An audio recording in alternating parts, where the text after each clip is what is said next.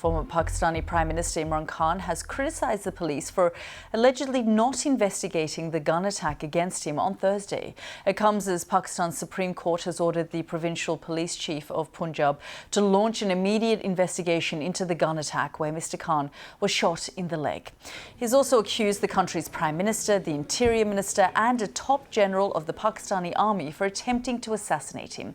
The officials deny the claims. With me here is Anbarasan Etharajan, the BBC South Asia regional editor. Anbarasan, lots of moving parts there. So first of all, let's talk about the Supreme Court ordering this investigation.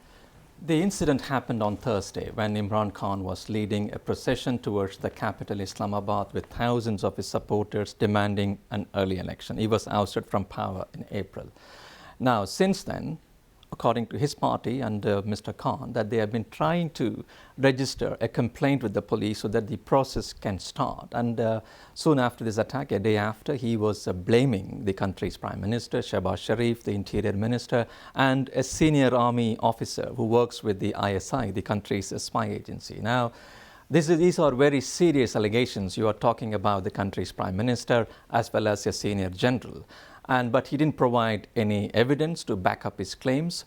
So what he was saying again on Sunday was that the police were insisting he drops the name of the army officer because, you know, as the Pakistani military is very powerful, it was ruling the country for several years. So Mr. Khan said, no, we have to include all the three names, and that is why the delay in registering the case. But the police have been saying that they didn't get a proper complaint, and now the case has gone to the Supreme Court. The court says that an investigation should be launched immediately because based on the first information report, the police will launch the investigation. And that's why the court's intervention has come within 24 hours. Before, tomorrow morning, they should register a complaint. But again, this raises the political tension because the accusations are so serious against the Prime Minister as well as a senior army officer. In fact, I mean, as the attack happened around that time, his closest aides were pointing the finger of blame at the government, saying that, yes, we have private security, but they didn't offer us enough security. And he sort of was engaging, or his closest aides were, soon after this shooting took place.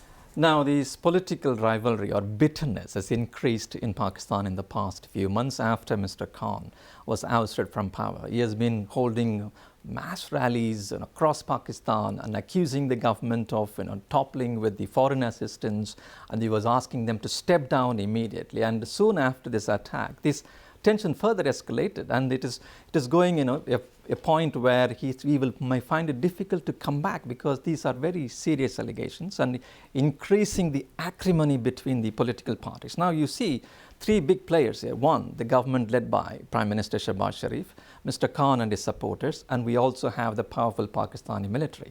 So all these three parties are now facing a brinkmanship where who is going to take the next step? All coming at a time, and the country is also facing a severe economic crisis. They have less than $8 billion foreign exchange reserves. That means only 6 to 7 weeks of imports. They are already waiting for IMF to release the money. So people would want political stability, even for investment or even for the IMF to release the funds. And here you have the three power structures fighting or having a tense standoff with each other. And Mr. Khan has already indicated that. He's made it very clear, unless these people resign, I'm not going to step back, and asking his supporters to continue the protest. So this is likely to lead to more tensions in Pakistan. We'll be watching very closely because in the coming days, former Prime Minister Imran Khan says he will resume his long march, which they say will come to an end in 10 to 12 days' time. And no doubt the political tensions will continue to escalate. Anbarasan, thank you very much for that update.